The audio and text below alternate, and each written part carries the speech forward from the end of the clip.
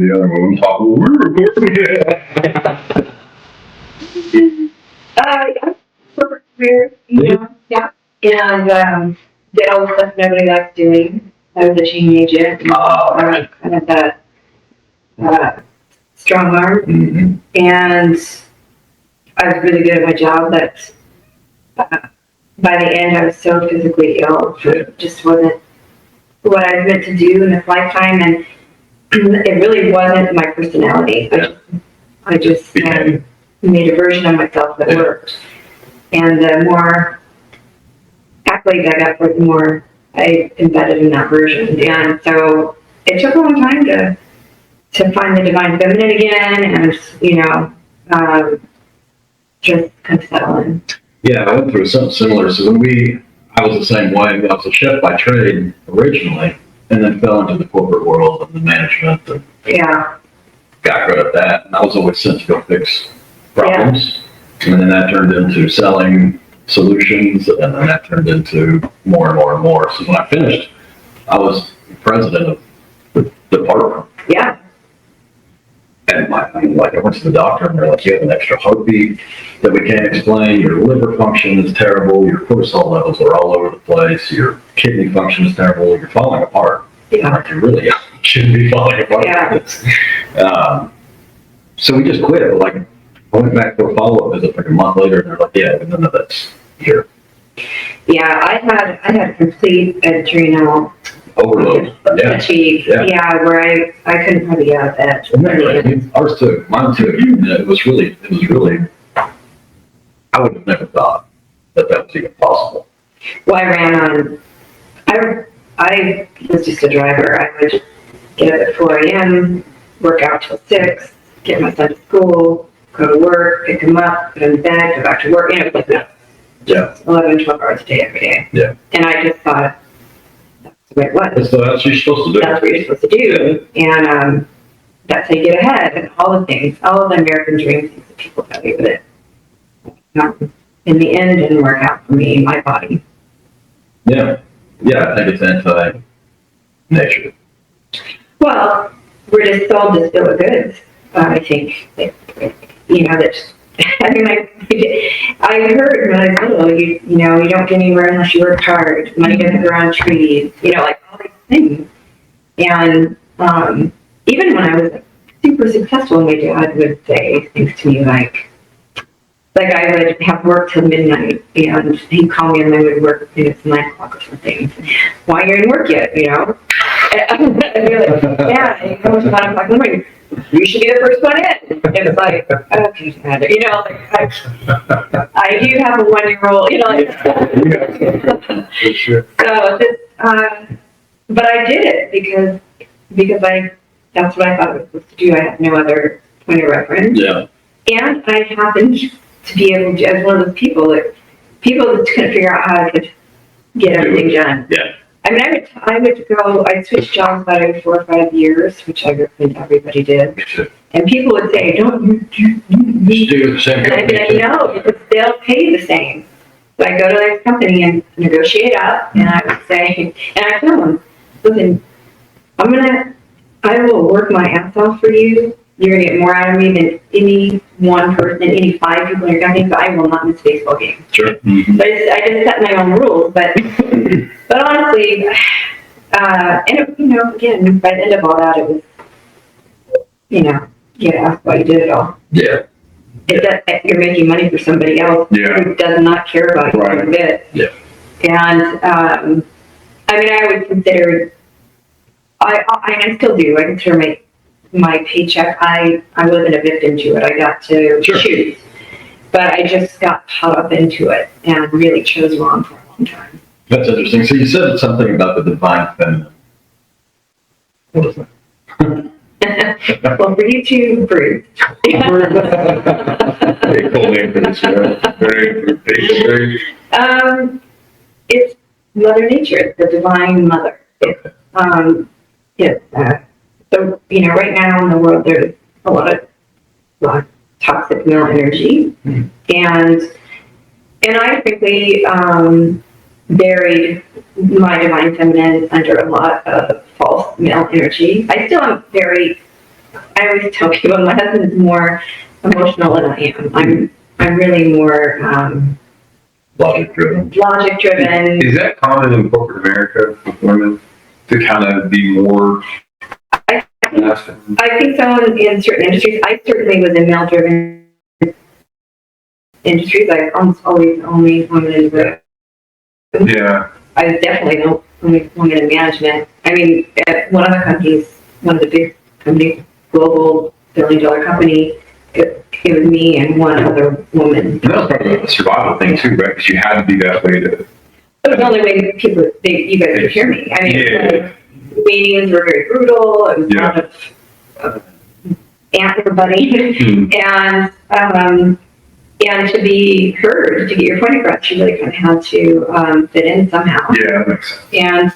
And I was, you know, my girlfriend Gina and I grew up in that culture together, and she was brunette and I was blonde, same age, young, we were both really good looking, and a lot of gossip, a lot of really terrible things that come behind our backs, of course, but so I had to deal with that too. You had to deal with, you know, you always had to be asexual. You couldn't have any,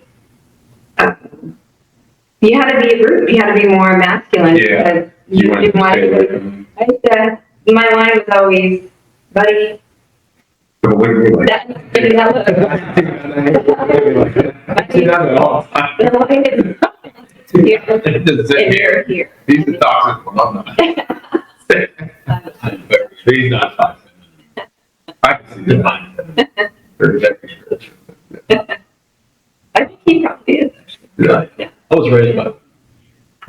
I could kind of tell. My son, he works with a bunch of girls now, and he said, I think they forget I'm there. Yeah. And I said, did you explain to them you're raised by women? And he's like, oh yeah, they could tell. Yeah. My closest role models from our sisters and still to this day. So. Yeah. See, I was close to my mom, but because my dad was on at a young age, but I don't know, I kind of filled that role as a young kid. Like Jacob's age, I was kind of the man of the house. Maybe that's why I didn't have the same energy, but I was always in the protective mode. Yeah. All the time. I remember like when I was 5, this bully was in 3rd grade. So I was in kindergarten. I was picking on this little girl I had a crush on. And I told him to stop. His name was Freddie. And he wouldn't stop. And I punched him in the nose. And he went to my house and rang the door. My mom answered the phone. I answered the door. And he said, your son just hit me in the nose. And she said, well, why did he do it? And she said, well, you deserved it. It's all. That's a good Little kindergarten. His 3rd. But yeah, so I always kind of had that mindset, you know. I guess I still have it today. Yeah, I can see that. I get what you're saying from like the military and law enforcement world, but I've never really experienced. I've worked in corporate America, but I didn't really see that. Maybe it's a whole different. But you were playing up too, like your executive level, right? Yeah. And I wasn't around a lot of the executives. I was kind of like in the trenches with the common folks, so I didn't see it as much. But really, any level where you're exposed in a male-driven. I mean, honestly, it was crazy. I'd go to these events, and some guy that I knew for a long time, I thought we were buddies, would follow me in the elevator and try to kiss me. You know, like stuff like that. I was like, no. Yeah. That's not happening. That's why I say that guys shouldn't be friends with women. Oh, I haven't seen my best friends are guys. Well, that's just my opinion, because if you get, like, it's an easy way for us to get through that barrier. You know, you think we're safe, you know, we can get. I don't need you to be safe. Get fired. Well, I think that's one of your things, is you think you have to save people. I don't need to be saved. I trust myself. I don't need you to save me. That guy tried to get me in the elevator. Do you think he tried again? No. But because you do that look. Yeah, well, I mean, that's, and I just didn't let things bother me when I will say I could probably be a gazillionaire right now. I probably could have Me Too'd it. Yeah, I mean, it was crazy, some of the things, but I do think there's too much of that. I mean, you do have to have responsibility for yourself, and I never was in a position where I felt I couldn't control the situation. Yeah. But I did have a lot of really inappropriate things. And I think for the most part, like men too, just in certain environments, they act like dolls. boss, and they should know better. Well, these are corporate men. I don't, I'm just saying, like, it just as a man in general, they should know better. I mean, But here you go again. Here's your I'm not saying that.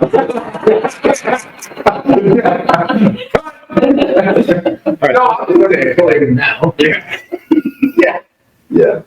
I hear what you're saying, but I mean, really, do you? Because I do. No, I do. But I guess from my point of view, like, I've never been the guy to cross the line, even at a bar, at a party, in a and I can see that about you. I think that's what, and I would never have been with a man that would be a man that crossed the line.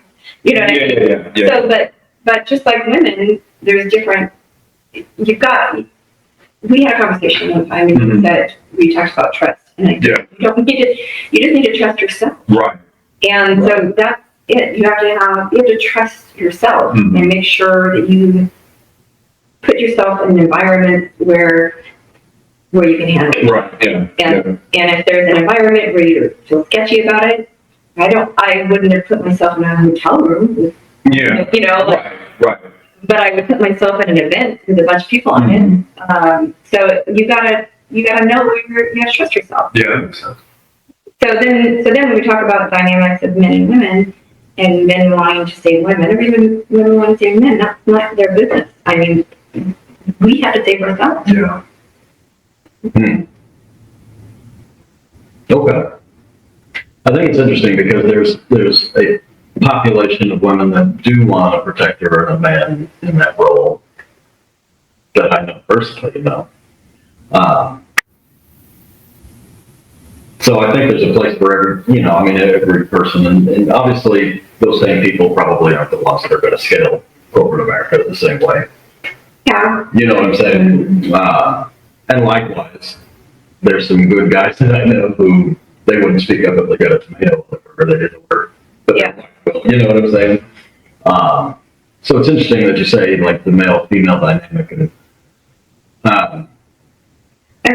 I mean, sure. So my husband is a great example. He's a really good partner for me because when I wrote my wish list for the man, it was someone that looked good in a suit but had a pocket knife in their pocket. Yeah. You know, like That's cool. Yeah, that's cool. and that's what I got. But so Steve knows I can handle it. He didn't worry about me. Yeah. It's, you know, he didn't say to me tonight, you know, honey, do you know where you're going? You know, Sure. he knows I'm capable. But if I had said to him, honey, I'm really nervous about going, would you drive me? Yeah. He would have said, yeah, sure, what time? Yeah. But, you know, or even we're going to travel on Saturday. I'll have a backpack, I'll have my suit, I'll have all this stuff, and he will, if I look like I'm struggling, I'm very stubborn too. Sure. But if I look like I'm struggling, he may ask, do you want to do that backpack for you? But if he would know that I shouldn't take it unless I could handle it. Sure. And if I asked him, would you take this? He would say, sure, honey. Mm-hmm. You see what I'm saying? Yeah, totally. So I don't go anywhere where I can't take care of myself. Mm-hmm. But sometimes I like Steve to take care of me. Right. And I take care of him. Yeah.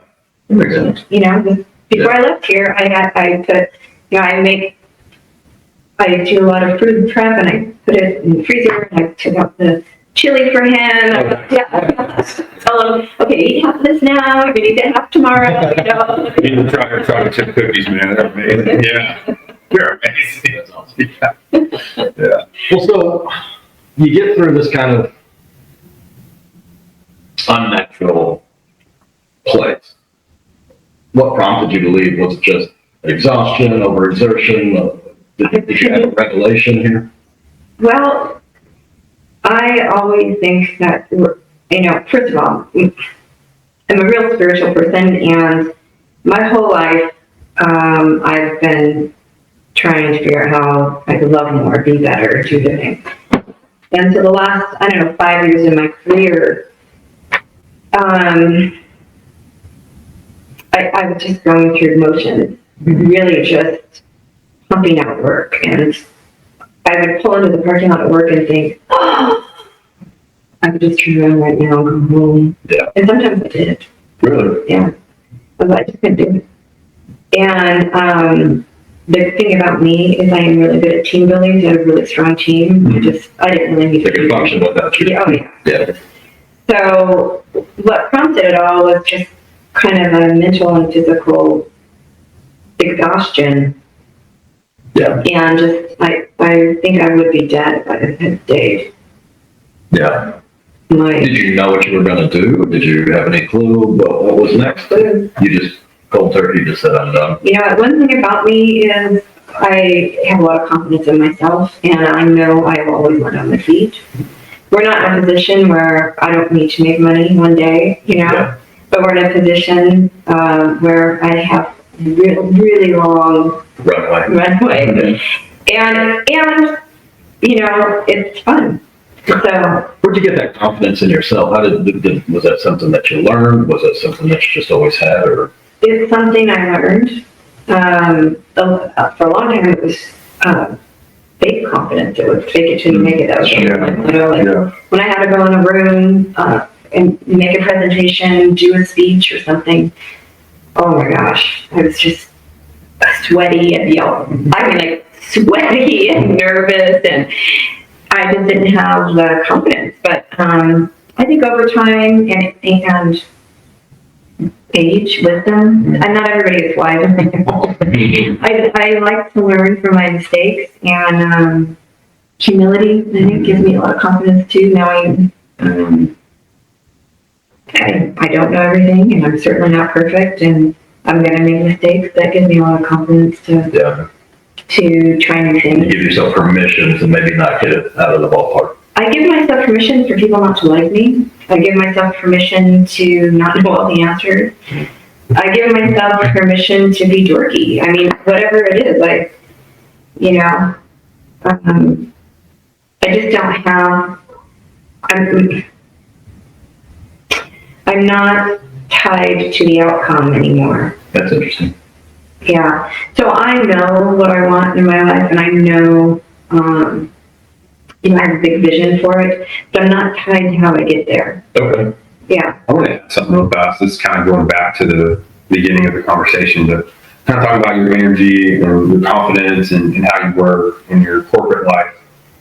I see a side of you that's really kind, really gentle, and I feel very comfortable, just talking to you, very open. And it took a little bit, maybe in the beginning when we kind of first met, but I think when we started kind of talking about my past a little bit and my struggles with alcohol, I kind of saw like this, almost like a curtain was revealed, and I just kind of felt, okay, like I feel comfortable. And I think it is really, you always have a really good way of kind of putting the positive spin on things, where for me, I still struggle in that. I mean, you taught me enough. I mean, I kind of will sit in the negative side of things and the energy sometimes, but I think it's really cool how you went from that type of kind of survival of the fittest career path, and now you're on this path where you're helping people, but you're doing it in a way where, I mean, Chance and I have got similar stories, and we're both, macho, whatever dudes, but like I feel really comfortable with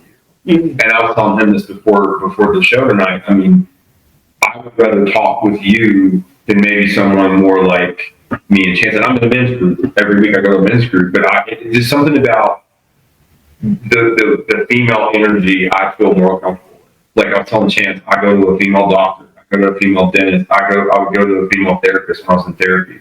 I just feel more comfortable than talking to another guy. Maybe it's a similar comparison with the energy you have in corporate, where when you go with a guy, they're already pissing in the corner who's the baddest in the room.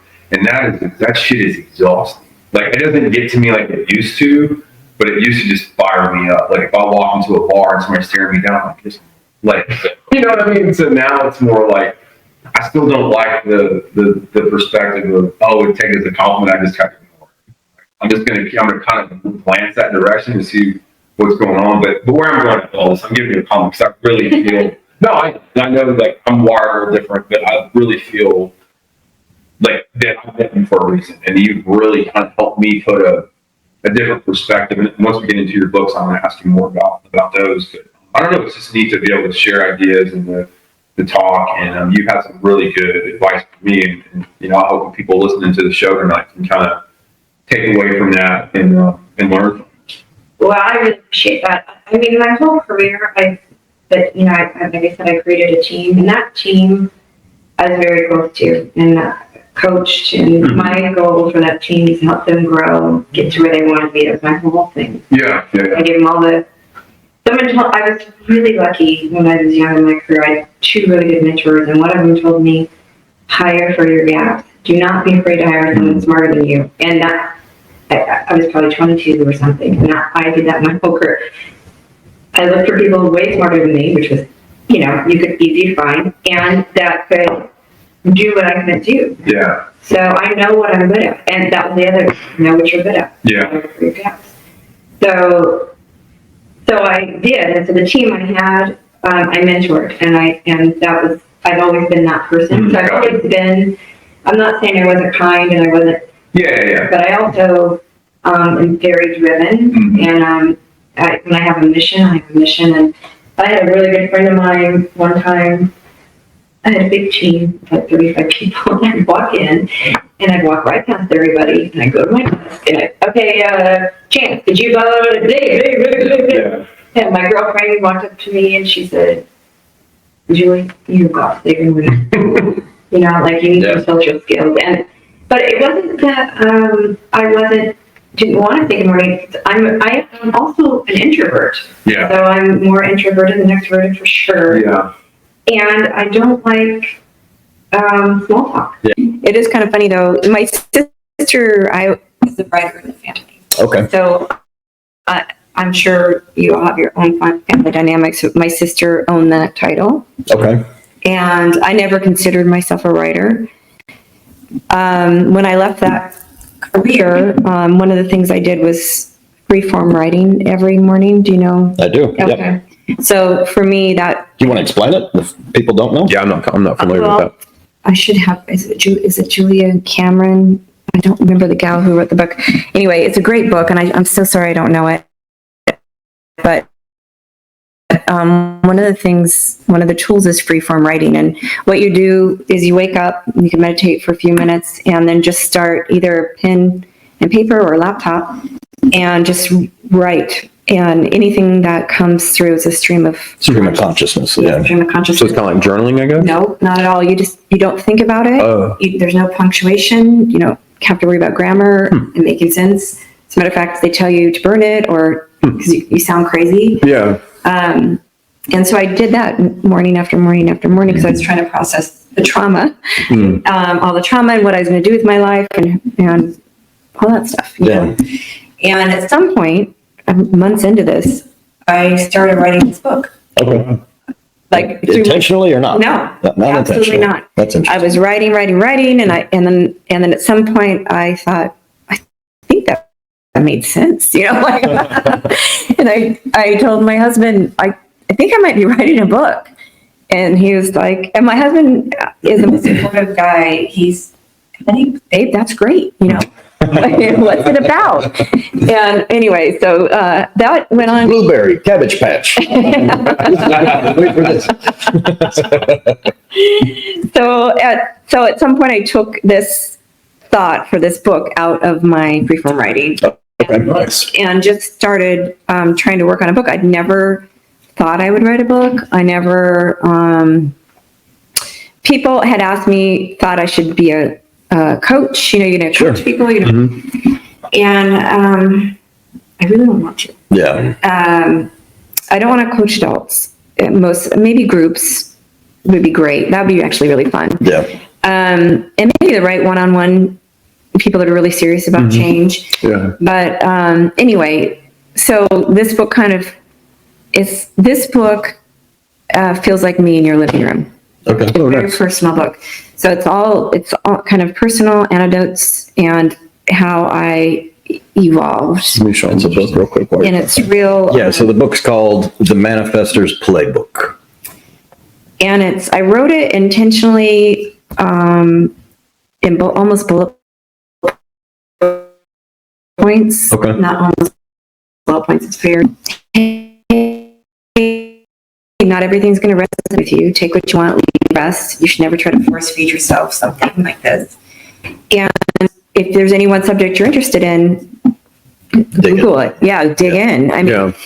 and it is my best-selling book out of all the books. People really, this resonates with people. So, yeah, that's how I did this book. And the first thing I did was I got a good editor. I called some friends that had already written books, and I got this editor that worked with me and really, Owned it. well, I was really embarrassed, like, I think I might have wrote a book, you know? It's not real good. You know, there's a lot of words together. She said, Julie, send it to me. Yeah, nice. And so I sent it to her, and she said, yeah, you're writing a book. And so she helped me redirect it. Like, I don't understand what you mean here. Like, That's interesting. can you please explain this more? And then I kept writing, and she said, you need to stop. This is too much information Oh, for wow. people. Like, Really? yeah. I mean, I have, that's where the second book is coming. Okay. It's a little kind of higher concepts, not higher, but Deeper dive. deeper dive. Thank Yeah. you. And that we're going in here, and she was like, no. That's really interesting. One of the things that I like, I haven't read through it completely, but I did take a look, and there's some snapshots online that are neat. And so, but one of the things I did like is it leaves a lot of room for the individual Yeah. to do the writing in it. Yeah. And one of we had another guest on who wrote a jujitsu journal, and it's very similar. So you have a concept to think about, practice on, and then pages and pages and pages for you to write your book for you. Yeah. And I think that resonates with people because it turns into them writing their own. Yeah, their own story. book. Yeah. Yeah. Well, I did. This is the workbook for that one, is what you're talking about. Yes. So this is the original book. Yep. And this actually is okay. So I'm going to be real honest as an author here. So this is the Manifestor Playbook. And then everybody said, I really want you to write a workbook. Not everybody. Working people said, I want you to write a workbook. So That's interesting. Okay. And I don't generally like work. I don't use workbooks myself. Sure. So I was real hesitant to do it because why do you need a workbook? I was really judgy about it, to be honest. So I had to really ask myself, why am I judging? Like, if someone's asking for a workbook, why am I, what is it in me that's like, no, you shouldn't need a workbook. A lot of the self-help books I've read, there's an additional workbook, like Green Lights by Matthew McConaughey. That's a great book. It had a workbook. It's got a workbook. Journal. Well, I think what's I important agree. about it with people is because a concept is just a concept until it's tangible. And an idea is just an idea until it's a fruit, right? I get it. And so Yeah. I'm not much of a journaler or workbook person, but I do find myself, if I'm reading something, I do find myself, I'm writing a note over here and Yeah. I'm doing this, or it's in my phone really, I'm typing myself a note. Well, that's a workbook, right? So Yeah. Well, I get it now. And I did the work around it to like release. to put it in. Yeah, to release any judgment about it. And I understand. I learn different than other people. So for me, this book would be enough. That's how I learn. I like bigger pictures. I don't like it if someone's telling me exactly what to do.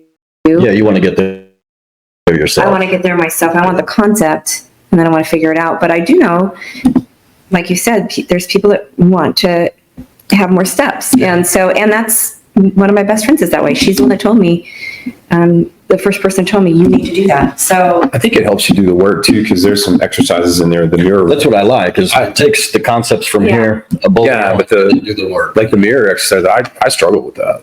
yeah, well, Really, that- it made me think. I was like, Well, oh. explain to the folks. So there's an exercise, and actually, I'll find it real quick. Here was it? Mirror, mirror on the wall. Yeah. The muscle is bigger than the mole. Whatever. That's what mine would be.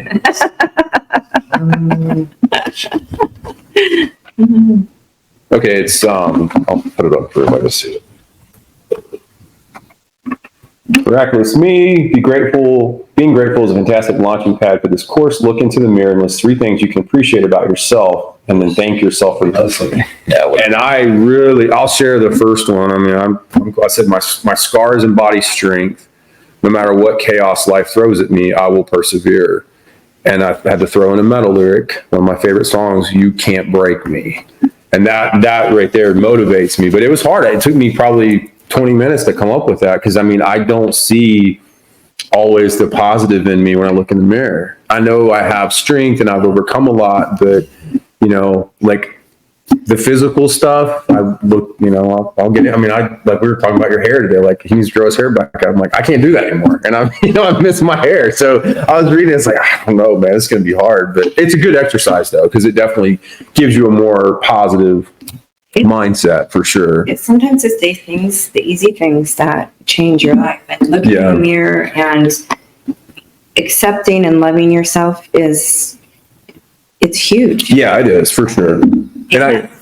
But that's why I think, so this is called the Manifestor's Playbook, but it really could be called the Love Yourself book. You can't manifest the life you want until you love yourself enough to do it. We've talked a lot about that this year, and it's like a recurring theme with almost every guest that we've had is self-love. Yeah. And the one thing I always say, it's one of the most difficult things that I still work on is like just that, finding things about yourself that you're just in love with.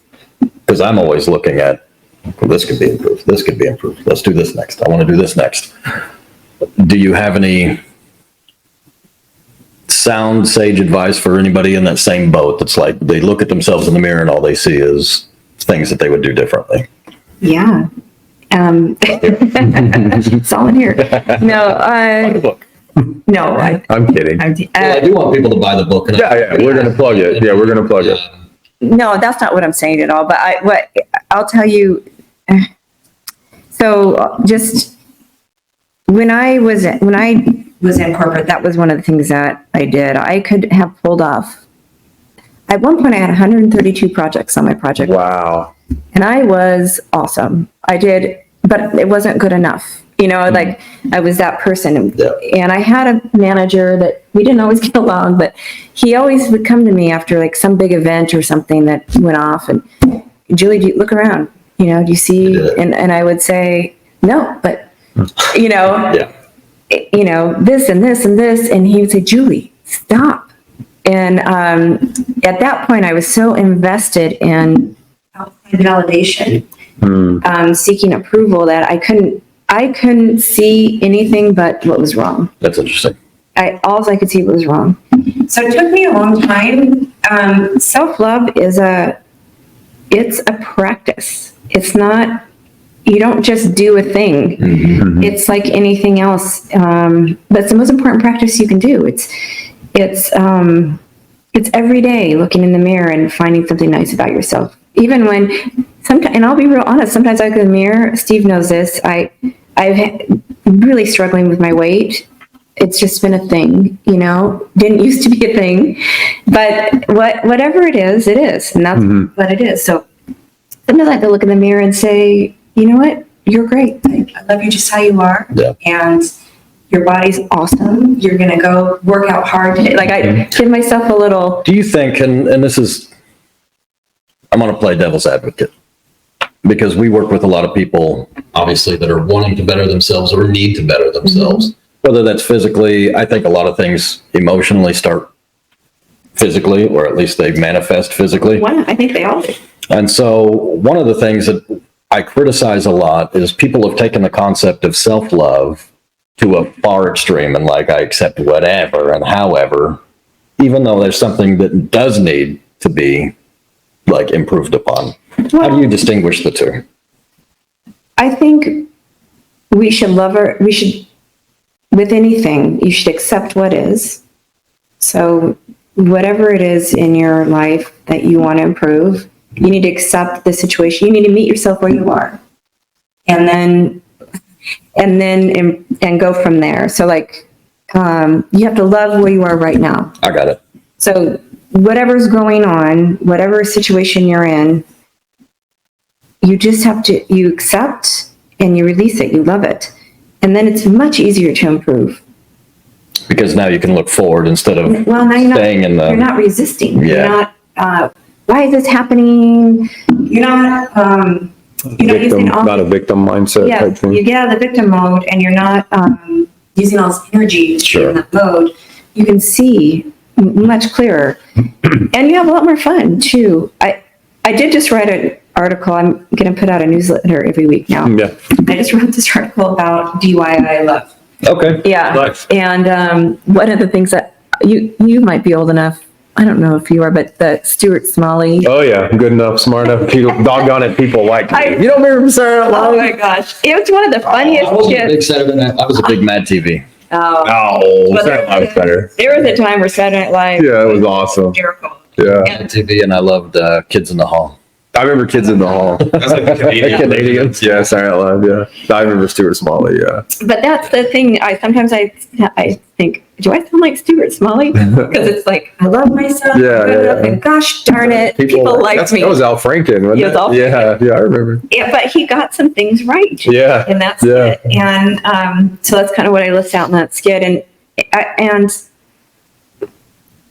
it shouldn't, we need to stay on our own plates too. So whatever we think someone else needs to improve isn't our business. Sure. But I got to share this real fast. So just talking about that subject, and then even with the book in the mirror, this is at my men's group last night, and it's about an hour and a half, and it's down in Spring Hill. So it's a good drive back up here. And there was just like this dark cloud over the group when we finished. And I went into the group, not talking negative about my guys because I love them, but I felt good. But when I left, I was just not, I was in a weird place. And I got home, and sometimes I'll have these like memories that'll just flash out of nowhere. And I remembered this memory I had. So I was going to a church, and it was a very old school, don't share your feelings. And we were like a men's retreat, and the average age of this retreat was probably like 65. And I stood up in front of all these men, and I said, I really want to do the right thing, and I want to be a deacon, but I can't do that because I just found out I'm getting divorced. And I fell apart in front of all these dudes. And for some reason last night, I remember I was like, dude, you're really strong. Like, you've been through a lot of stuff. And I was in the bathroom, like brushing my teeth, just looking at myself. And I was like, man, I forgot about that. Like, you've been through a lot. And it was just one of those weird, it was a big moment, but I've kind of forgotten about it. And I was like, man, you are like, just talking about this kind of made me remember that. I was like, it's kind of neat. Yeah. I think we, in our culture and everywhere, there's so much negativity, and we're supposed to have this and be this and like this, and I mean, it's crazy. It's crazy that it's like the Twilight Zone. Everybody picks a number, and 15 is happening. Yeah. And I don't think there's anything more important for our world today than us taking personal responsibility for our own self. Because when you love yourself, it's really hard to hate anybody. Yeah. And it's also, like, people would say this, you can only love as much as you have. Like, you can't give more than you have. Yeah. And I tell people, that's not true. I love my son more than anything in the whole world.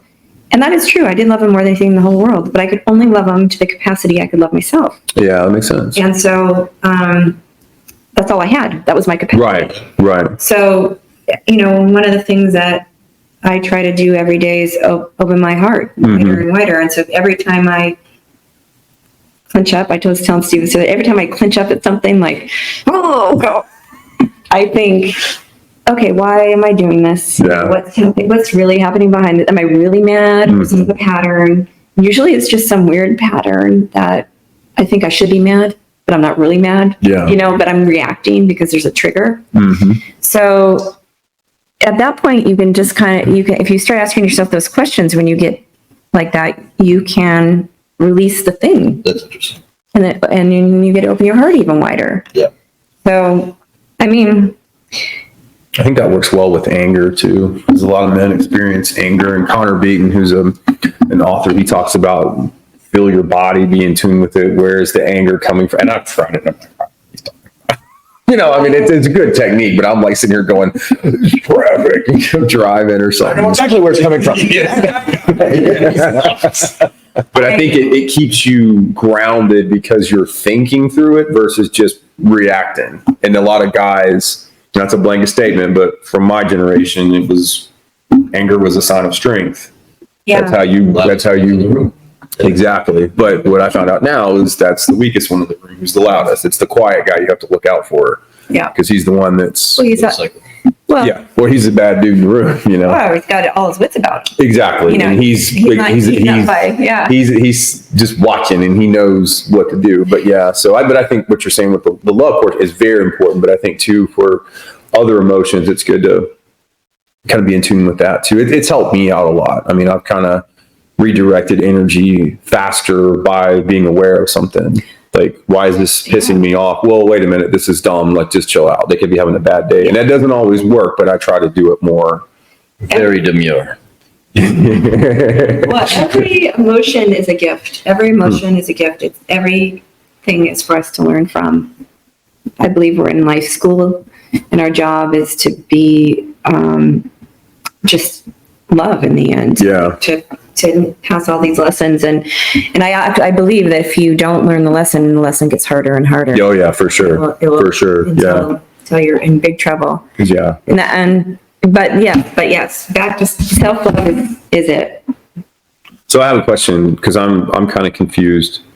Was talking with a friend today about manifestation, and I don't understand it. Like, I understand goal setting because I was talking to her, and she was speaking about it, and I said, there's only been one thing in my life that honestly I could sit here and tell you that I saw myself doing. I worked my ass off to get there, and it was gone. But to me, that was like, I saw myself living that, just to be a SEAL. Like, I saw myself in that job. That's all I wanted. But for me, it was almost like a goal. I knew the pipeline I had to work through. So I don't really understand the concept of manifestation. Maybe you could kind of explain that. For me, I don't understand it. Yeah, well, goal setting is a good place to start. Okay. Yeah, I mean, what I tell people,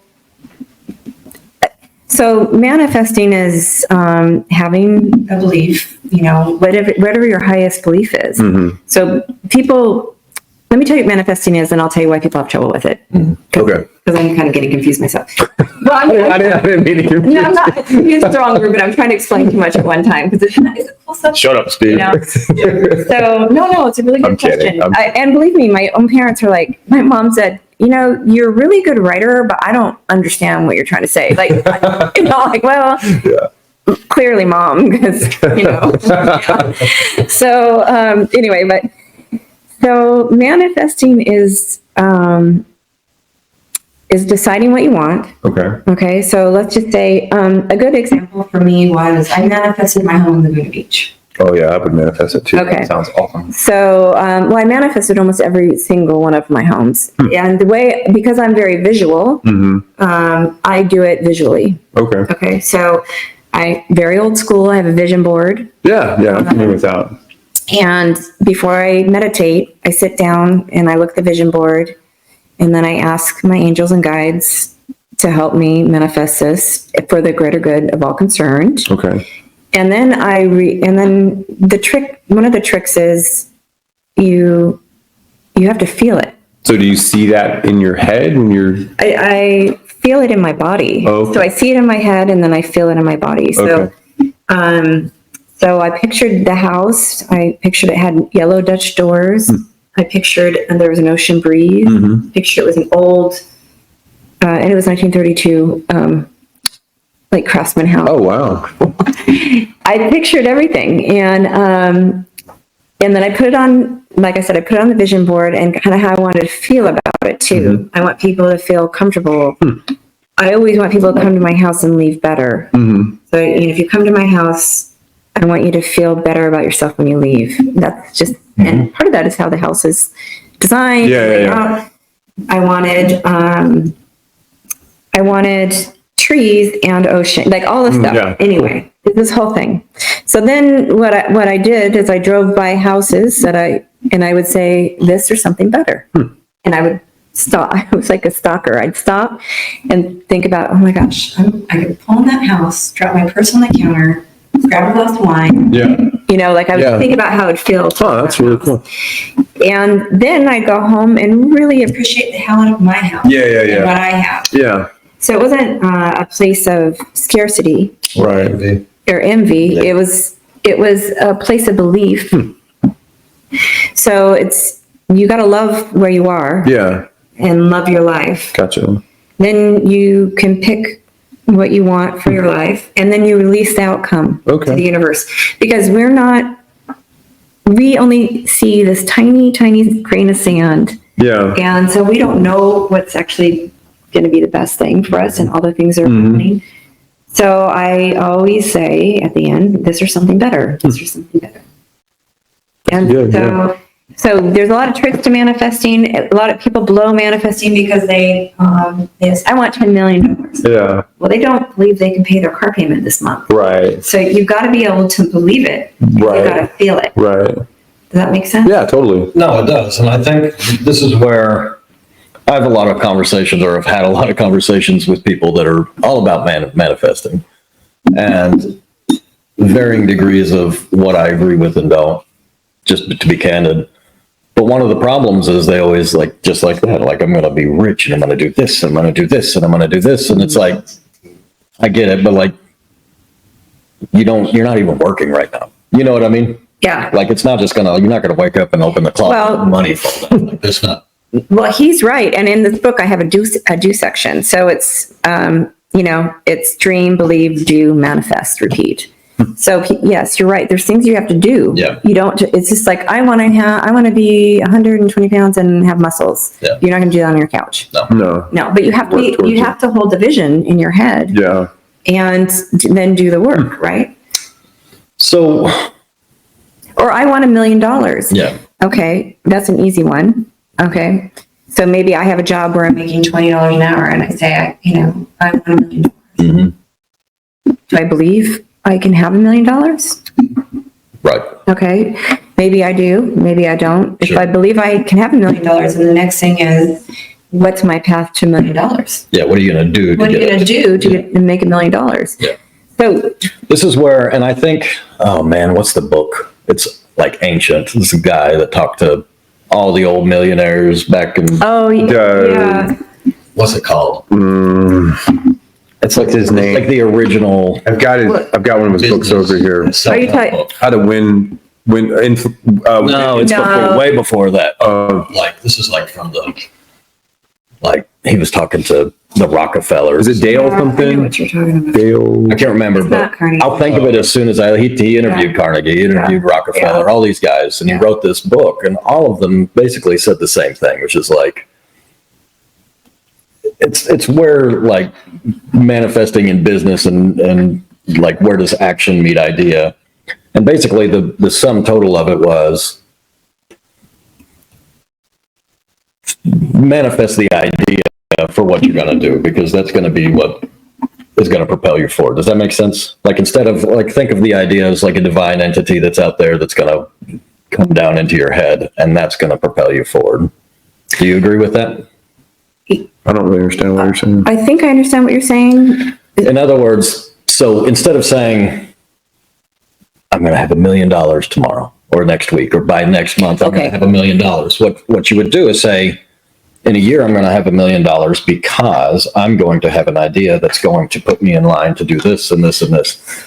That's Then what happens is they start getting ideas that are flowing. And that's a good idea. That's a bad idea. That's a good idea. I could do this. Well, listen, when I manifested that house in Laguna, there was no way we could have bought that house in Laguna. Okay. That was not a thing. Was that the one with the sauna you were telling me about? Mm-hmm. Wow. Yeah. It was a pretty cool house. And So, I'll tell you, so there's no way you were going to have this house in Laguna. well, I didn't think, You didn't think, but you believed that you were going to be. listen, I knew, when I manifested, I knew I was going to have the house in Laguna. Okay. But when you look at financially, It what was wasn't there. happening, Yeah. it wasn't there. Okay. Okay, but I knew I was going to find a way. Okay. And I knew the universe was going to provide that for me, and it did. So how did that come about? Was that, without getting too far in the weeds, but like, Well, when you pick a direction, pick a lane, like that house in Laguna. Mhm. Okay, I want that house. And I didn't say Laguna. It was just a house. Like the house that you want? the house. I didn't even want to live in Laguna. Yeah. And Steve actually said, honey, there's a house in Laguna. We should go look at it. I'm like, "Ugh."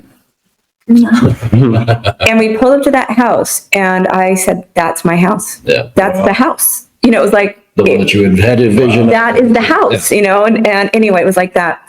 But, you know, I had it, that was on my vision board for 2 years. Wow. Okay. I worked as you know, worked my ass off. Yeah. And I figured it out. Financing came in, bonus came in, all this stuff started happening. I met the right people at the right time. All this stuff started happening and lining up. And that's what happens when you believe something.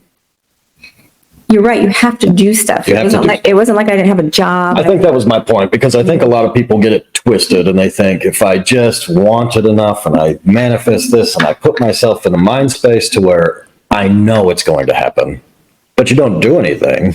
You always have to take action. The universe loves action. So when you start taking steps, people come into your life. Sure. Things come into your life. If you're sitting on the couch manifesting, things probably aren't going to come into your life because you've got to take some action. Yeah. Momentum creates momentum. Energy creates energy. So I hear what you're saying, and yes, that's true. And that's why manifesting. And I don't even disagree with manifesting as a whole. I disagree with certain aspects of like where people take it to. I'll say that. It's like anything else, like religion. It's like anything else. People have their own idea of what it is, or don't. We have a whole nation that's taking drugs to lose weight instead of, and it's the same thing. Putting in work. Yeah, it's the same thing. You've got to put in whatever you want in life, you've got to put in some action. Mm-hmm. But it doesn't have to be hard. That's the thing. That's interesting. So, I was brought up, you work hard, you make money. Mm-hmm. Yeah. And I was also brought up that, rich people were those people. Like we weren't part of that group. Mm-hmm. So there's a whole lot of stuff to overcome with money for me. And everybody has a money story. Everybody has a cultural money story and we usually have to get over it if we want. I think it's genetic. A lot of stuff is genetic. Like I really do. I talked to a neuroscientist and we were talking about politics and money, and those two things being genetically intertwined into our very being. Well, we do carry trauma in our DNA. Yeah. So anyway, but yes, there's a lot of things that we have to overcome if we want to live a life, an incredible life we only dream of. You have to overcome a lot of stuff, and that's part of the work. So for me, getting this place in Laguna was overcoming some issues I had about them. Yeah. Those people. Those people. Yeah.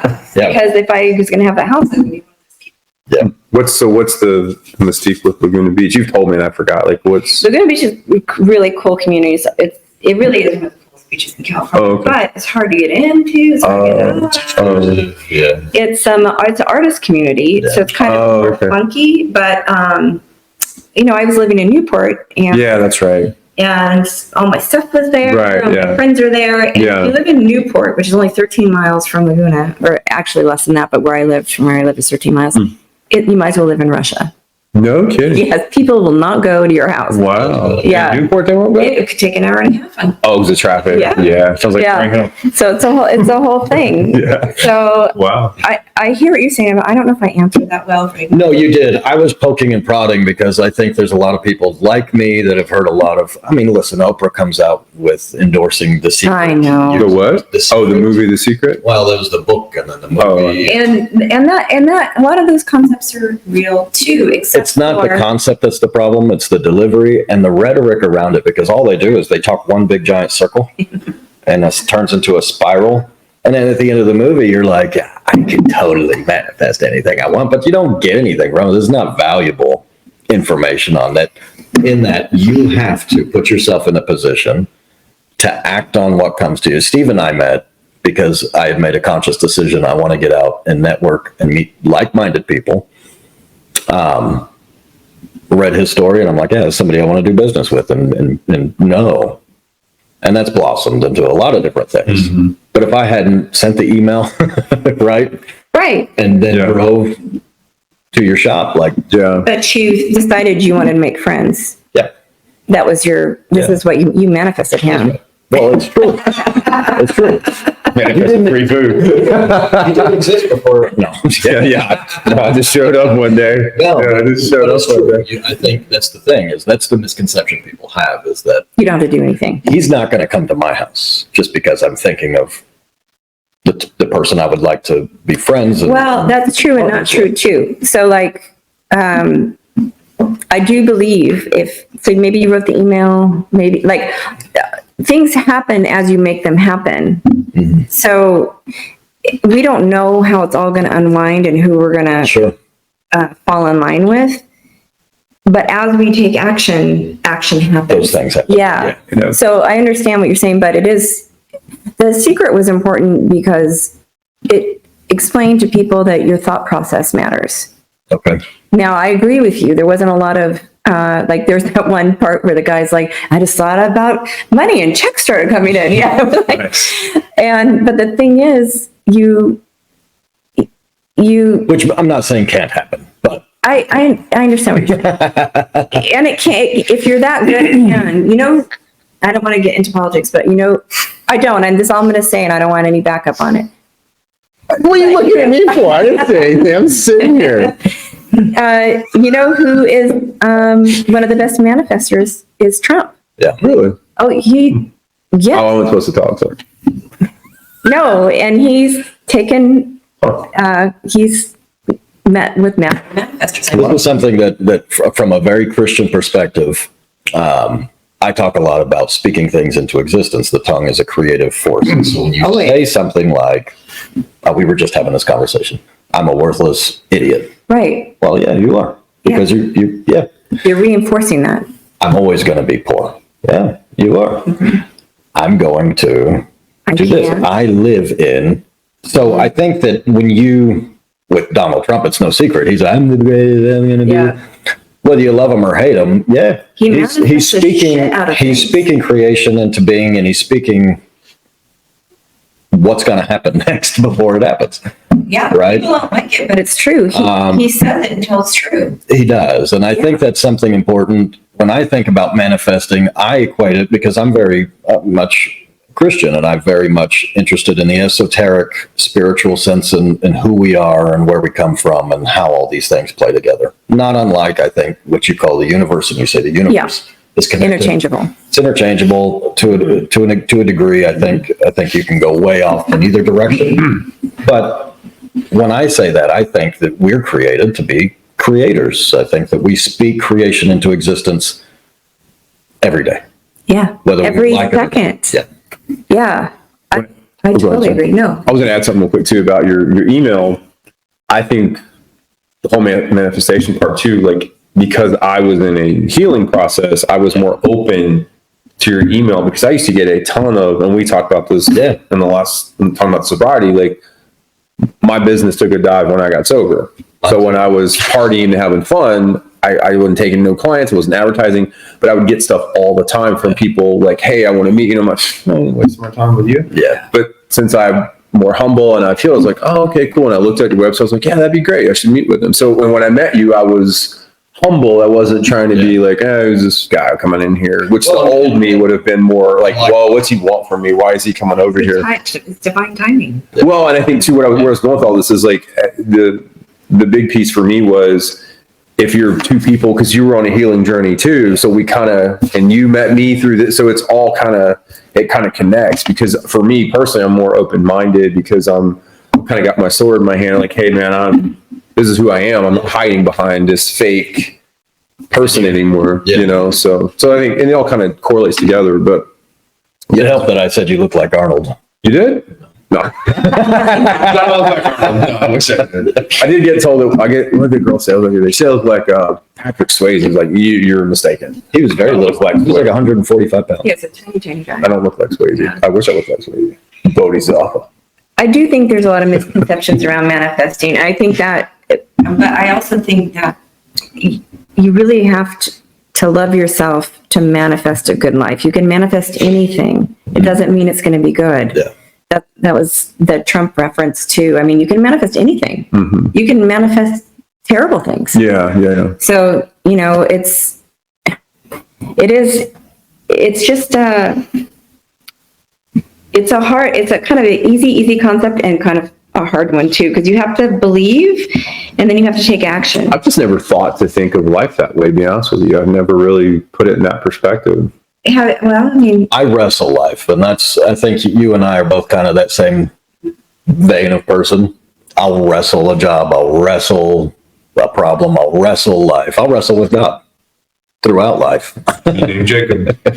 It's not until very recently that even my thought process has gone towards, so, I mean, it's like the last year. I mean, knowing you and all of our conversations and starting the podcast, and over again, the conversation of self-love and acceptance and forgiveness to move past and start developing some of these things. Yeah. And what's interesting to me is, oh man, what is it? The law of attraction and these sorts of things that get brought up. And again, like, you asked me a year ago, I'd have been like, woo woo, okay. I don't think that that's necessarily fair. He knows I've got incredible defense mechanisms against a lot of things, and that's one of them. Is like, okay, I'll accept myself. You know, let's move on. But what I found is simple things like, I'm going to smile at that person. Well, they smile back. Oh, that's interesting. Like, it's not a hard concept. When you smile at somebody, they smile back. But then the more people that are smiling back, the more people are approaching saying, hey, what do you do? How are you doing? Oh, hey, we got a client out of that. Yeah. That's interesting. It's stupid. It's not stupid. But it's interesting. You're selling yourself everywhere you go. Yeah. Exactly. Well, it's marketing, right? It's in the simplest forms. But to me, it's opened my eyes to there's something bigger. It's a very simple concept. Just like manifesting, very simple. Like, I believe it. I feel it inside. I'm going to do something. I would ask divine inspiration on what do I do, because I'm a moron. You know, You just said you're a moron. You can't say that. well, I am. God knows I'm a moron. Oh, he doesn't. He gives me great answers. You're not listening to Julie. She's trying to give you anymore. Take that book and hit him. I'm not an educated man. I'll tell you, that's part of it too, is getting in touch with your intuition. So you just said getting inspiration is the same thing. Some, meditating, whatever it takes for you to do that, to listen to God. Yeah. So you have to, praying's different than meditating, Yep. right? So praying, you're talking to God. Praying's intentional. Yeah. Yeah. Meditating, you're listening. Here's feedback that you're not a moron. You ask better questions than I do when we're interviewing people. And no, you do. And this is not from me. This is from one of our viewers. And I agree with them, but you have a very good way of asking questions, and you're very intelligent. So you're not a moron. He didn't like compliments either. I hate compliments. Well, Like, make me square. and that's really important. I sent him a mushy text message the other night, and the way he responded to it, I was like, hey, this went over his head. It's like, Don't make me blush. That's what I was thinking. mm-hmm. It was a very nice compliment. I thank you. I'm yeah. with receiving. It's all good, man. I'm speaking at you. Well, that could be something that you change for yourself that would change your whole I life. think maybe Chance should start out with I need this book first. I need to. He's gonna read this book. Jacob can tell you about it. You know what's funny is this. I raised myself into the Stoic thought processes and the Stoic thought, the Stoic books of old, and one of those is reducing I am nothing so that everybody else can be something. Yeah. Does that make sense?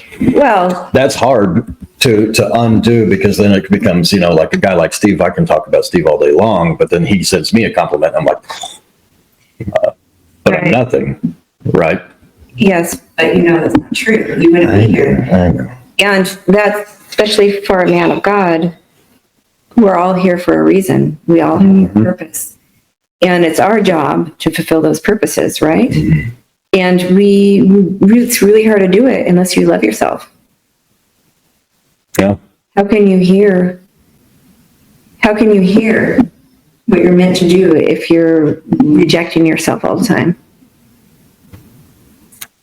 That's interesting. I don't know. Yeah.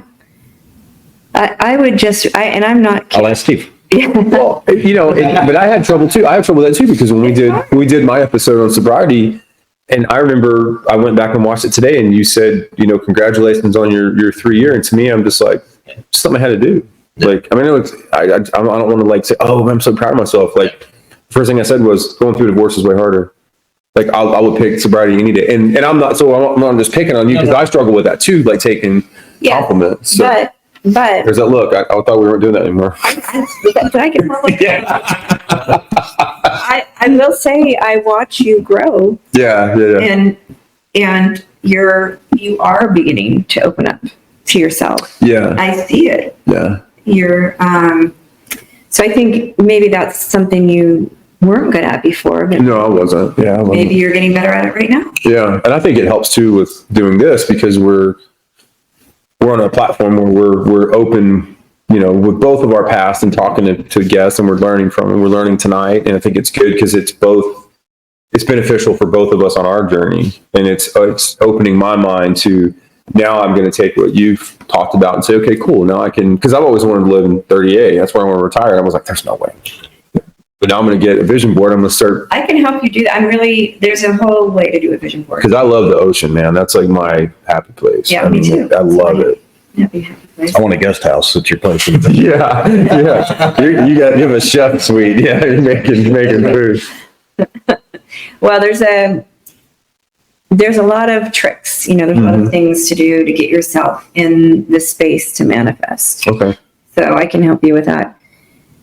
But yeah. Well, I'm interested because I think, and especially again, for viewers watching and for people like men in particular, do you, of all the feedback you've gotten on your books, is it primarily one way or the other, female, male?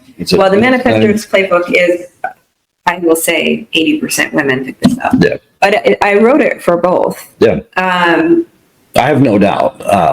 It's just the people I know that believe or that move towards manifesting and. Well, I also think it's because I'm in Tennessee. If I was selling this in California. It's judgmental. For sure. No, that's kidding. That's I'm kidding. cultural. Relax. Yeah. Look. Yeah. Yeah. I mean, it's where you are. Yeah. Right. It is. Yeah. So I did have, most of the men that pick it up are either therapists or younger men, maybe in your 20s, that are that On a journey. Yeah, and that are more already kind of open and understand manifesting a little bit. So, and honestly, women pick this up my age, a lot of women my age, and a lot of girls in their 20s and 30s, and then moms for daughters. Sure. So it's kind of Well, and the reason I ask that is I think men in general, we talk a lot about the archetype of man, particularly North American, particularly Southern, because it's where we are. It's where we were raised. And so a lot of that has to do with like, well, I'm not going to go there, right? I'm not going to stand in the mirror, say things I like about myself. Yeah. You know what I mean? It's a macho thing. And also, there's a lot to unpack. I think everybody's got something to unpack. Oh, I just don't think we quit unpacking until we die. Well, but men in particular are taught, don't do that. That's just why, why. But when you start doing that, then you start seeing amazing things start happening. And so that when I'm saying those things, it's to encourage particularly male viewers to say, it's like, look, explore it. It might not be for you. I don't know, but explore it, Yeah, open your heart to it. It would be very difficult for me to sit in front of a mirror tonight and say 3 nice things about myself. Are you afraid of difficult things? But I'm not afraid of difficult things. And I think that's the point, is like, you can sit there and do that like you did. And that was awesome. I rely on my wife a lot to tell me great things. I'm like, oh, I'm looking very skinny today. She's like, no, you're looking very huge. I'm like, really? You definitely need to read this book. But I know, that's what I'm saying. But I need It's got pictures in it. Well, it's my reading level. And one thing I will say in here is that I do talk about counting on my husband to validate me and my looks, and how that long-term does not work out. You need to validate yourself. There's so many reasons why, there's so many reasons for that, but it's a thing. It's a thing. Yep. And you're a lot sexier when you can validate yourself. Well, think about it. No, I think confidence, I think everything, attraction, everything is always mental. And so the brain's the largest organ, for all of it. So yeah, I believe that. And I think that's why confident guys attract hordes and hordes of, you see a young guy at the bar surrounded by women. He's very confident. He's very out there. He knows himself. He thinks he's sexy. Yeah. He thinks he's good. Yeah. But beyond that, I think it's more about men in particular, and me, I was raised in cowboy country. In cowboy country, you just are, you just are. And you're quiet and stoic. And But you are so much more. I know that now, and it's been a journey to get there to that. And to be fair, my wife plays a big part in that. My wife has drugged me by my hair to that point more than anything else, but a lot of guys won't get there on their own. So I'm trying to encourage you. Look, this is not just a feminine female task. You know what I'm saying? Whoever's called to it. Yeah. And I'm not going to be for everybody, and that's okay with me too. On my vision board, it's about doing the greatest good, helping as many people as I'm called to help. Yeah. Just having enough to share, just really, that's what I'm called to do. I love that. So if I would never force or like try to convince somebody to buy this book, but I do feel like it's kind of grassroots. If the right people are going to find this book, Right. and if it's going to be right for some people and not right for others, but I want to clarify something. Yes, that our partners are really important in our growth. So I'm not saying that a partner's not going to help you grow. Sure, but ultimate accountability lies in the beholder. Yeah, we are always accountable to ourselves. So what do we got? So we've got illustrated. So I have 3 kids books, and Okay. So this was the first book I wrote. Okay. And then I wrote these kids books, and I wrote them.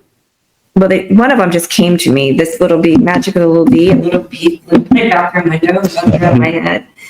And again, in my head, I wrote the book, and I ran out to my husband, and I said, I think I just wrote a book. Wow. And he said, honey, go write it down. I'm like, okay.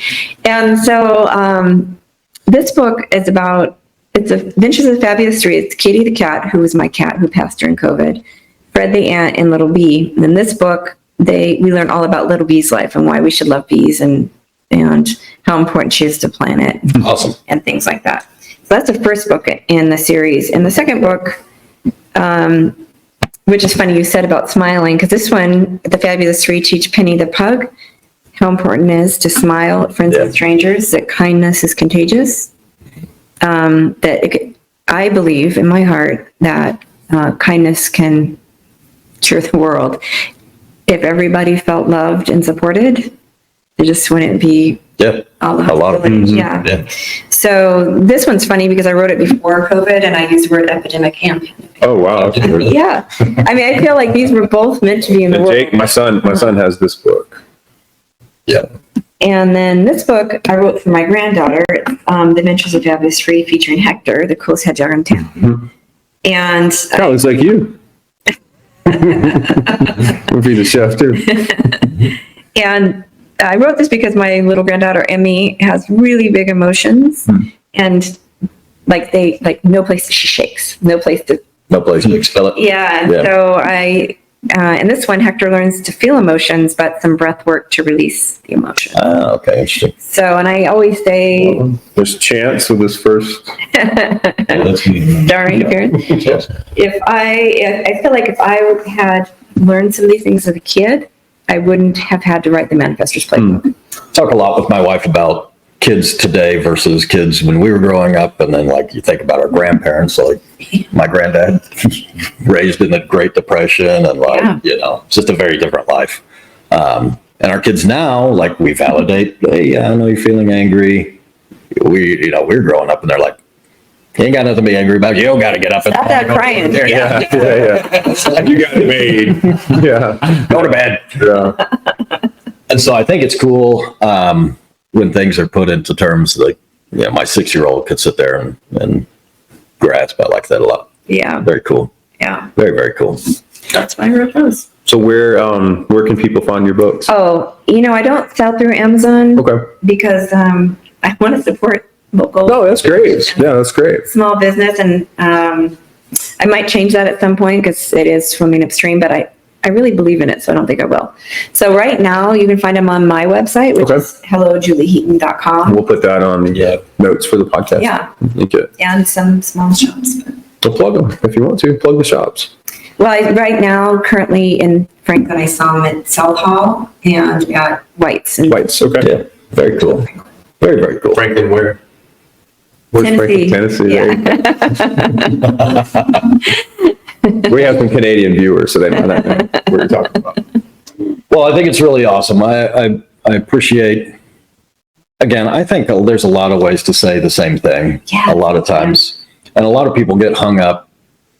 And I think it's a disservice because there's a lot of hucksters out there that sell manifestation as a snake oil remedy for all your woes. Well, if that was true, nobody'd be a janitor, right?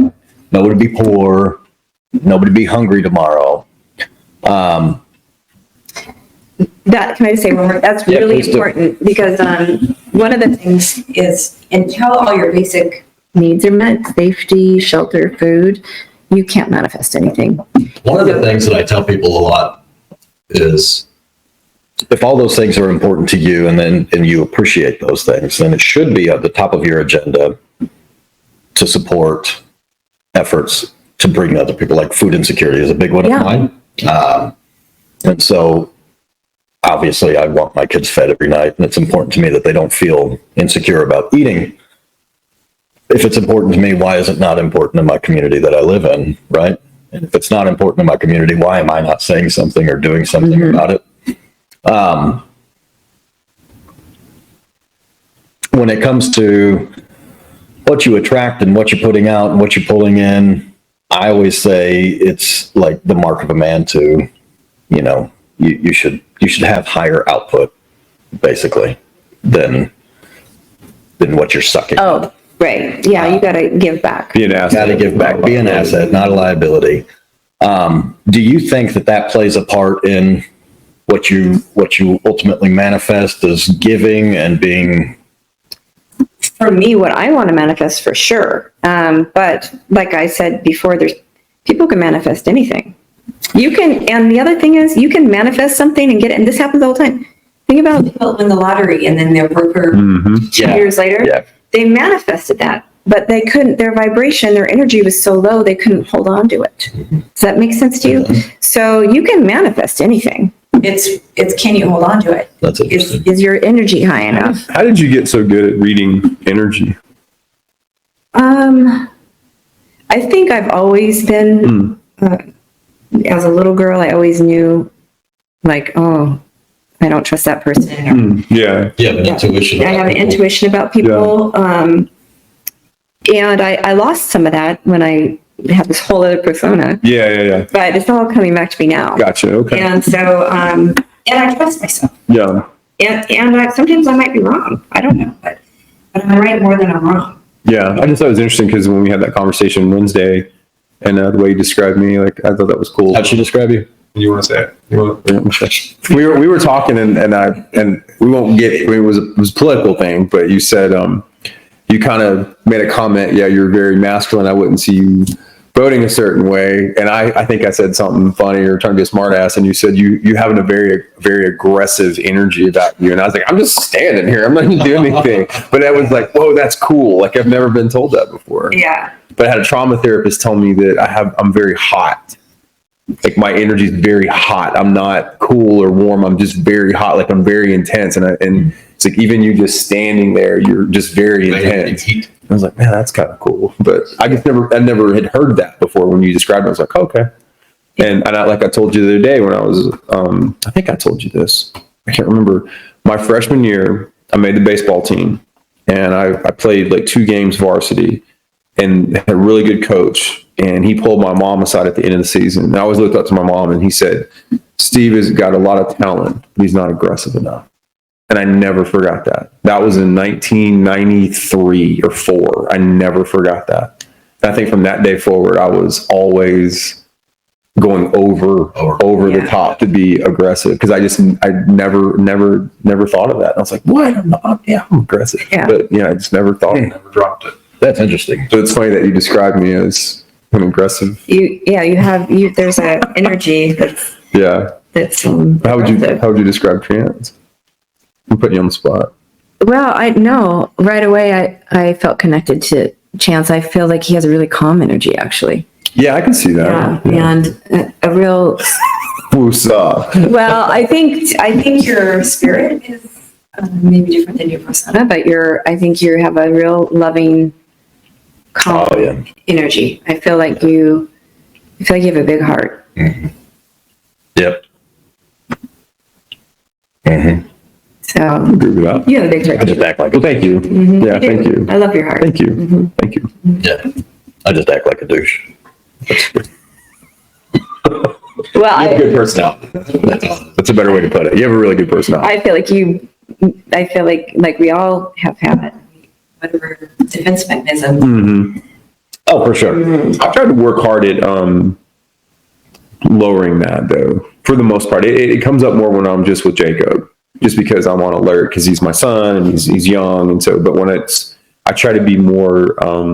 I don't know if I want to use the word approachable, because I am introverted too. So at work, I'm on all day, even though I enjoy my job. When I'm off work, I'm kind I get it. of like I'm kind of done. Like I love doing this stuff, but like when I'm off and I'm just doing my own thing, I'm kind of like I don't need any more social interaction. I'm good. Like I'm just need to veg out, watch TV or whatever, or play with Jacob. That's fun. But even in the car ride or line, I'm like I just want to read a book. Like everybody talk to me. My second middle child, next to the youngest, he's Robert. And he's a lot like I was as a kid. Like looks, personality, everything. And I call him David Bowie. Nice. Be Ziggy Stardust tomorrow. And then put on overalls and go play in the mud in the same breath. But what's funny is I was raised around, my sisters and my mom, and I had all this, number one, I was always the mediator because the girls and their tit for tats and calming everything down. But then number two, it was like, at the end of the day, you're curled up watching Matthew McConaughey with popcorn. Yeah, right. And my grandma, I remember getting my ears pierced. My grandma, she's like, "What does that mean? That you're gay?"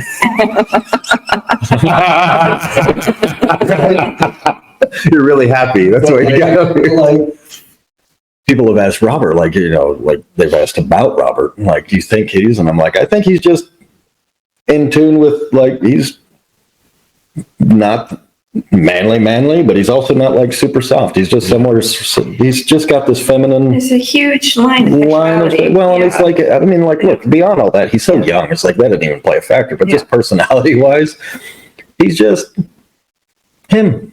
You know, I wasn't allowed to be that. They were like, you need to harden up. You got to be this. You got to be that. And so you start. Yeah, you start hiding that part. Start hiding that. Yeah. He's comfortable. He's comfortable with himself. Probably he is. He's very comfortable with himself. So dress however you want to dress. I don't care. Yeah, that's cool. Bigger problems in the world. Oh, You know, and you create a problem when you shame somebody and who they like. You shouldn't be that you're not right. Oh, 1,000%. Yeah. At night, I dress like Buffalo Bill from Silence of the Lambs.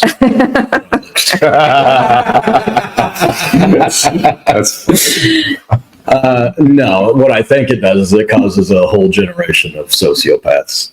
Oh, all that shame that when we tell kids they're wrong or they're doing it wrong or they're wrong for feeling that way, it just, all this stuff just starts building in. Mm-hmm. And they're just going to have to figure out a way to get it out later, or they're going to be angry, resentful people. 1,000%. That's what's wrong with our world today. There's so much hidden shame. Mm-hmm. I always tell people if you just tell your truth, other people will feel comfortable telling their truth. Yeah. And then the shame goes away. Yeah. You got to bring that shame away. That's interesting. Yeah, it's one of the things about this podcast that we do, and even just talking about our testimonies, and the one that we published was actually the second one that we did. The first one I wasn't very raw in the first one. But the second one, I'm like, let's just go for it. Mm-hmm. And I had to face and deal with a whole lot, and that's not comfortable. Talking about your testimony? Yeah. And talking about things in the past, and even just scratching the surface of that just wasn't comfortable for days and days and days and days and days. But it does shift. There's a paradigm shift of, okay, forget it, love it, hate it. I was proud of you for doing that though, man, because I had a warm up because I did it in front of a group about a year ago. So I'm more comfortable, but yeah, for you to get out and do that, man, that takes guts, man. Well, what was interesting for me was because I just don't like it. Who cares, right? Oh, people care, dude. If it resonates, great. If they don't think it's whatever, I mean, who cares? I don't agree with that, man. I mean, people can relate to it. I mean, I hope so. They can. Man. But it's cool for me. And so I wonder for the viewers listening in and like, what does that look like in a day-to-day? Well, let's take it back to finding self-love. So what does that even look like? Where do you start? How does that begin to take shape? You mean getting the shame out? Yeah. Yeah. I think it starts when you have something you're ashamed of. So, for me, I was sexually abused as a kid. I didn't tell anybody until I was 50 years old. Wow. And that's typical for women, Yeah. by the way. And that, telling that first person was, I was so ashamed of it. Yeah. There was so much shame. I didn't even know how to say it. Mm-hmm. I picked somebody safe. I mean, that's what I'll tell people is never tell your story. Yeah. To someone. Yeah. It's got to be a therapist or someone that you trust Yeah. wholeheartedly. And that's how you do it. You getting shame out of your body takes a lot of self-love and trust and knowing that you can trust yourself with somebody else. Mm-hmm. You know, like, Yeah, it puts you in a very vulnerable spot. oh, Yeah. vulnerability is that's a good word. That's the number one. I have it as one of my core values. It's being vulnerable and is the only way to open up. And we all have so much. I think at our age, in the age we were brought up, there's so much stuff stuck in there, you know? Yeah. And so you just get it out. And I tell people, you tell the story until you can tell it without any emotion anymore. Yeah. That's interesting. Yeah. You know, the Native Americans used to do that, Yeah. Well, yes, there's good reason for it. Yeah. particularly when somebody died. They would talk about them and their legacy and their life and what they did and all these memories until it was almost like, oh yeah, John, yeah, it was good. Huh. Yeah, you want to get that out. Like, you don't want that to become your story. So I think we talked about this. Yeah, we did. It's really important because you'll see people live their lives in this story the whole time. Oh, I was a sexual abuse victim. That's why I can't. They'll be the victim They're to the story. Yeah. So you only tell the story up until the point where you can tell it without cringing. Yeah. You know that feeling you get when you, Oh, yeah. like, am I going to really say this out loud? Yeah. When you can say something out loud and there's nothing to it anymore, you're done. The shame's gone. Okay. That's good advice. Does that make sense? Yeah, it does. So to start, I would say pick something. Maybe you're going to tell somebody something and you're just going to give them a little piece and see how that feels for you. Okay. Maybe you're going to journal it. Maybe you're going to do some breath. There's really a lot of great breathwork teachers out there that help release trauma from your body. That's a good way to release trauma without even saying it to anybody else. If you don't always have to tell somebody if you can release it another way. Okay. You know what I mean? So for me, it was testimony. I had to tell somebody, someone else had to hear it. Yeah. And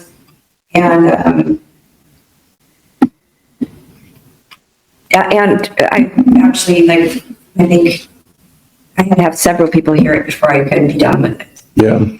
So I did the breath, I did all this stuff all these years. But I couldn't accept it until I said it. Yeah. And then I couldn't release the shame of it until I said it enough, Okay.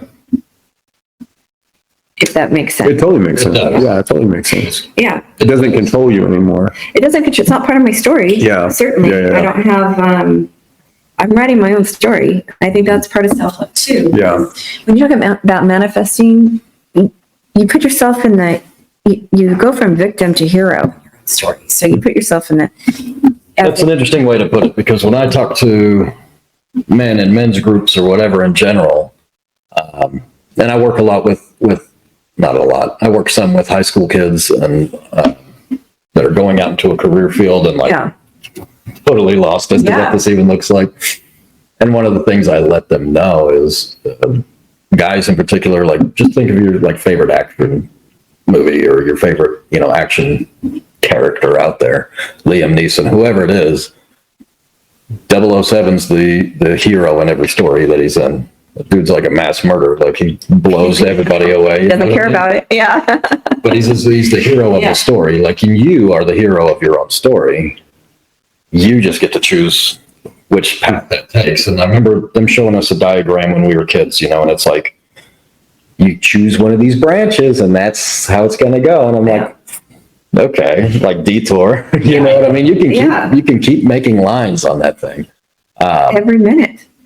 For men in particular, I think they have a hard time because you're told, you know, pick a lane, stay in it, support people, do this, do this, do this, do this. But what if I want to branch off here and deal with something? Well, no, because you got, and it's true, there is a lot of people that rely on you. And that's true for women as well, though. Yes. But women do this all the time, right? Women find a lot more freedom in pulling themselves away from.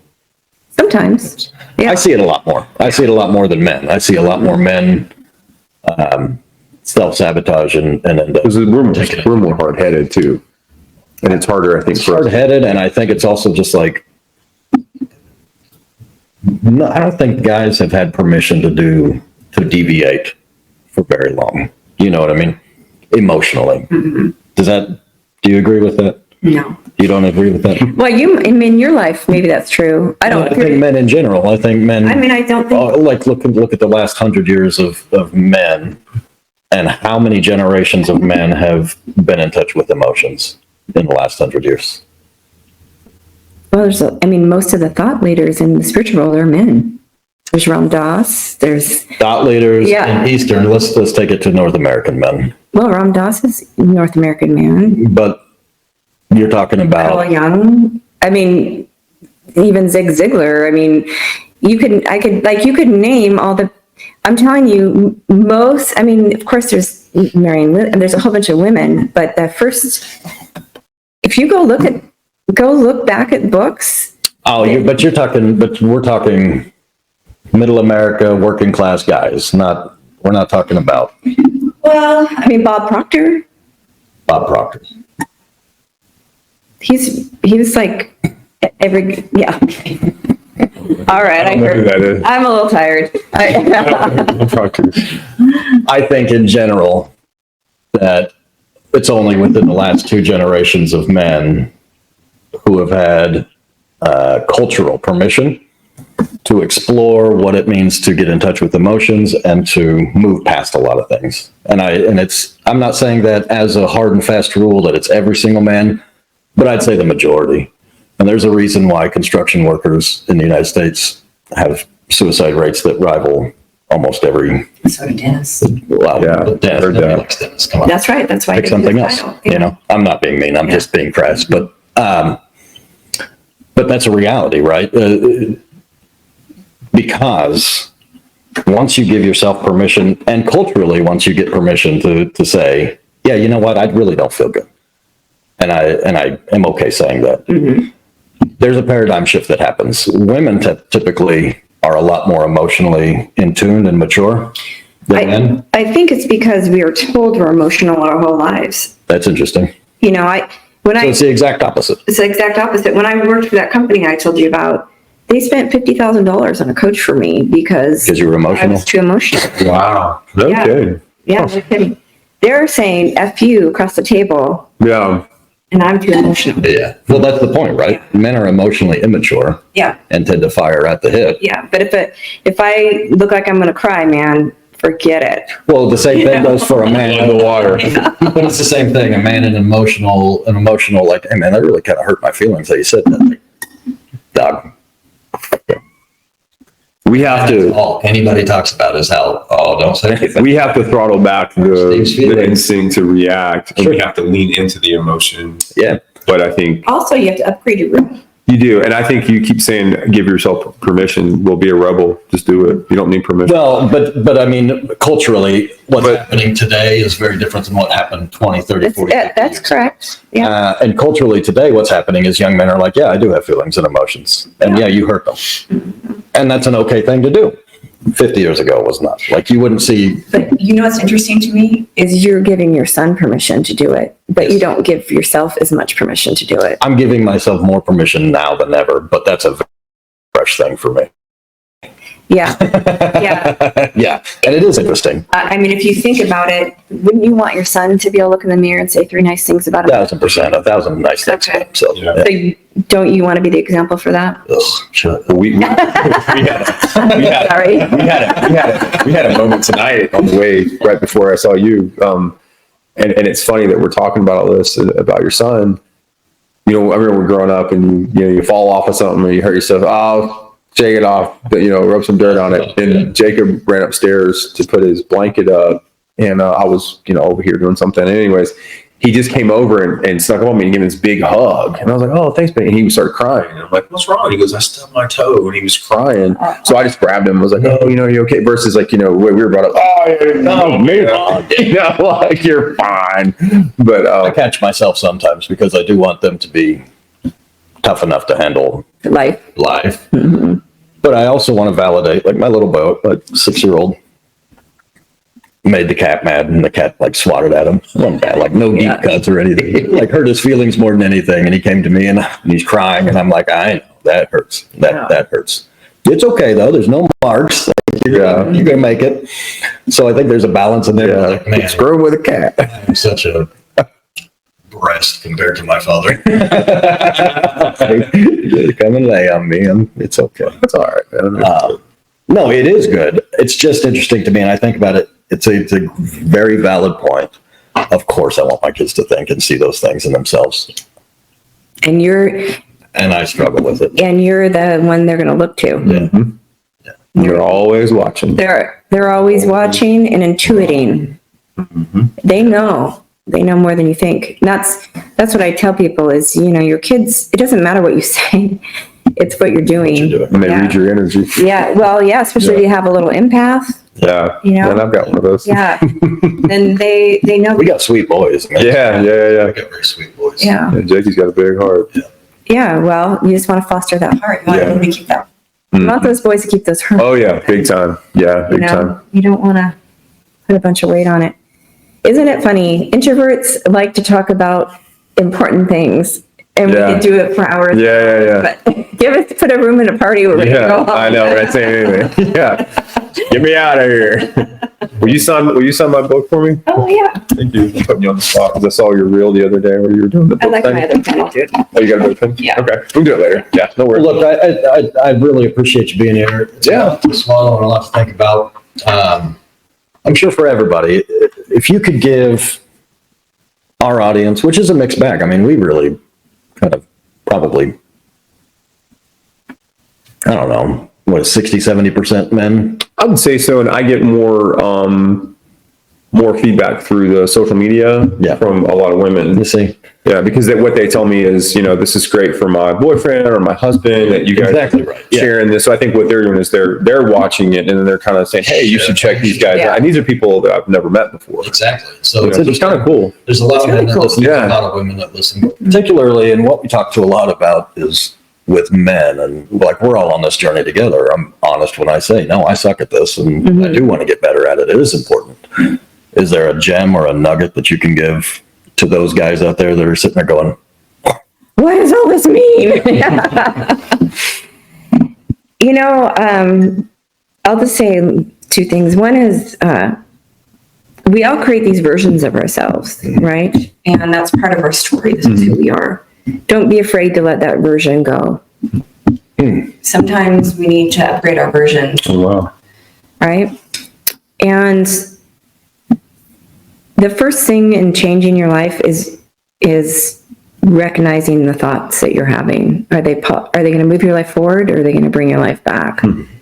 If you want to live whatever life you want, is that going to get you where you want to go? Is that not going to get you where you want to go? If it's not, you need to change it. And that's where these books and other books, there's a lot of books out there that help you change your thought process. I don't care about those. Let's talk about that. But, it's starting to recognize the thoughts. And it's really great you two are together, because when you have a spiritual running mate, you can accelerate that process because you can catch him and he can catch you. You guys hold each other accountable. Yeah, definitely. I can tell you guys love each other, and I think that can translate into you guys catching each other. And I saw you do it tonight. Yeah. That's real friendship. Yeah. Right? Yeah. No, it's true. It's very true. Yeah. I had a friend tell me one time, don't talk to my friend like that. Because I said something About yourself. years ago. Yeah. Yeah. The same friend that told me I got to say good morning. Oh, wow. I said something, whatever. Yeah. She said, she was serious. She said, do not talk about my friend like Wow. that. And I was like, oh. So when you think about it, like your kids and your friends, would you say that to your friend? Yeah. Would you say that to your kid? Then why in the hell would you say it to yourself? Yeah, that's good. You know? Very valid. Very valid. I guess that's the tidbit is if you wouldn't say it to your friend or to your kid, why are you saying it to yourself? And then there's just a lot of things to do to change your thought process. No, it's fascinating, and it truly is. It's awesome. Different dynamic than I think we've had. I think it's great too that you took the time out to come on, and we're very honored to have you here. And it softens us up a little bit too, because even though we're an open, transparent podcast, we're still that manly, hey, this is about dudes, but you're coming on and kind of bringing a different approach and different vibe to it, so it softened it up. Because our last guest that was an author, I mean, he and I are a lot alike. He's very, very vulnerable, very humble, but he's big. He's got tattoos. He's very masculine, and my type of guy, like this cool guy. And so it's neat to have you kind of come on and say, okay, we had the hot, aggressive energy, and now we're bringing the warm, the kind, the more open energy, which is wonderful. And I think for a lot of the guys watching this, women too, but especially men, like you said, find someone that you trust, work, through it. Don't internalize it. Don't carry that shame, because it will. I'm a product of that. My shame hurt a lot of innocent people,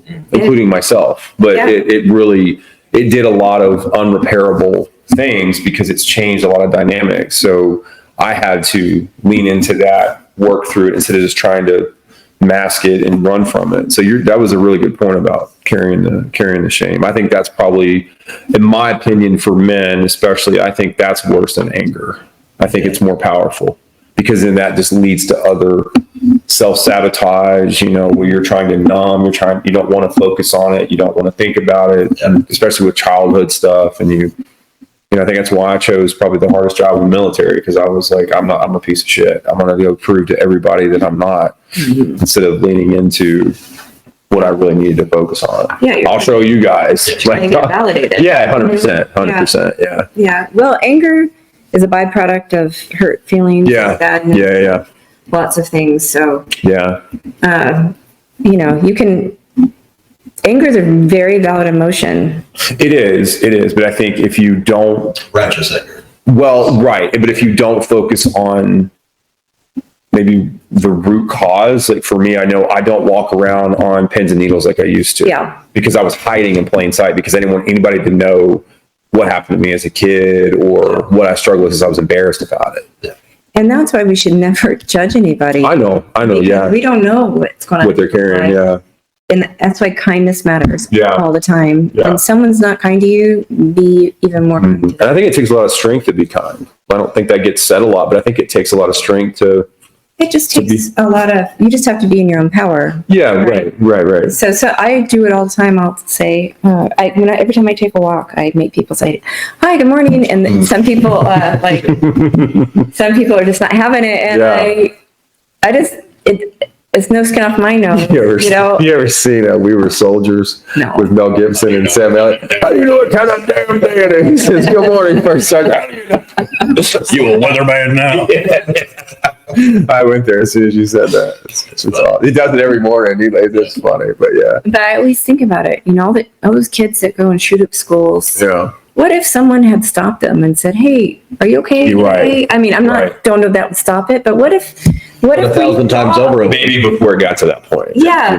Any time in the Yeah. process. What if someone cared enough to Right. see that someone was in pain? Right. Yeah. And I always think about that. So I always look for people that need some love. Mm-hmm. If it's a grocery store checkout person, I look for a way to make people feel better. Yeah. and seen. That's awesome. Yeah, that's awesome. And I just think if everybody did that, you would have the kind of community you want to have. Yep. You know, you got to be the change you want. That's good. Very good. Well, thank you so much. And it truly is an honor. It's awesome. I don't know. I'm very humbled. Well, me too. Yeah, no, thank you so much. Yeah, this has been incredible. And we're definitely excited to take what we've learned tonight and hope that our viewers will too, and send comments, questions, and we'll make sure that we answer them the best we can and continue to grow. It's been a pleasure. That's what it's all about. Awesome. Be well. Thanks. Thank you so much. That was awesome. That was good. That was the best one. I don't know. I think there was a lot.